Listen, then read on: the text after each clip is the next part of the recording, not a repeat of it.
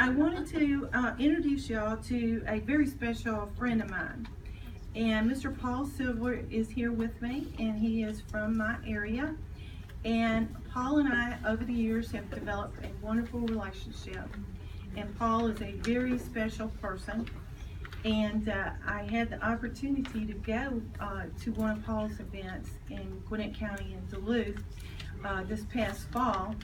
And the reason I thought it was so special for the Health Committee is because Paul speaks about and talks about as a self-advocate for autism.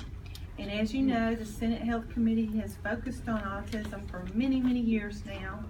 And to have someone kind of emerge from the grassroots and to be his mentor, it has just been my pleasure. So I told him when I was in Duluth that I was going to bring him to the Health and Human Services Committee. I told you it was going to be a big committee, didn't I? Oh, I know. I'm surprised. So we are absolutely delighted, Paul, that you made it. You've worked hard. He had it on Facebook last night. He was hanging his suit up. We're so delighted. We're so proud of you. I don't want you to be nervous. I'm not putting you on the spot. No. But we want you to tell us about autism and tell us about how you're working to help other people more importantly. Okay. And we're going to try our best because you're probably better at the computer. I know you are than we are, but we're going to work with the screen up there and make sure.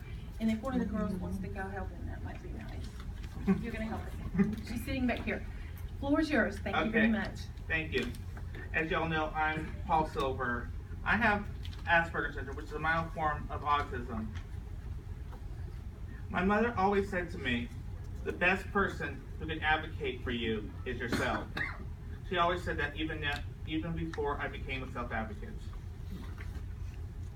In the beginning, no one knew what was wrong with me. Not even my pediatrician, not even before I was transferred to 2 different schools.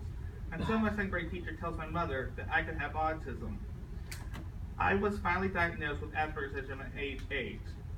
I was told I had autism when I was 10 years old by my autism resource teacher, Miss Deborah Kewen Browning, but I kept my knowledge of having autism from my peers. I finally had the courage to tell my peers what was wrong with me when I was 14. But at my last IEP meeting before high school, the school system refused to put an autism resource class in my high school. I went to high school without that key service and got bullied a lot. The bullying got real bad. My parents moved us to a different school district. At my new school, I was introduced to a state service for my needs after graduating high school. This state service never helped me for 5 years. Finally, my uncle asked me to work for him, which I accepted, and I never heard from the state service again. About a year later, I was watching WXIA, where I was introduced to Anna and Ava Buller in their fight to have autism insurance reform in Georgia. When I heard Georgia was one of the states that didn't require insurance companies to pay for treatment, I was very upset that the state that I was born and raised in. It took several months to find an event where Anna Buller, Ava's mother, would be speaking at. I was able to meet Anna and Nikki. Nikki was the mother of a son named Brody who has autism. When I saw Brody, I could have seen myself at his age. I was able to talk to Anna and say, I'm ready to help because I'm an adult on the spectrum. I know what I had to do, but I need some inspiration to push me to my goal. I always look for inspiration in history, such as Martin Luther King Jr. and Albert Einstein.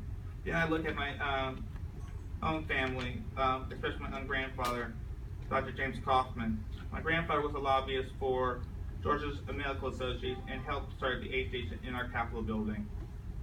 When I thought of all these people who inspired me, the spark hit me that I could advocate for what I believe was right. I didn't realize that I became a self-advocate already until someone introduced me to the Lieutenant Governor as a super self-advocate after the 2014 General Assembly session was over. Those words finally had sunk in. As we know, Ava's law is now passed in Georgia.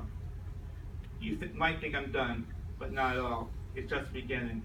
Last July, Autism Speaks Georgia chapter appointed me as Georgia's grassroots movement Self-Advocate chairperson. Having this title motivates me to work even harder and achieve more projects to make a difference in the autism and disability communities. Is that it? Yep. Y'all stand up. Give us a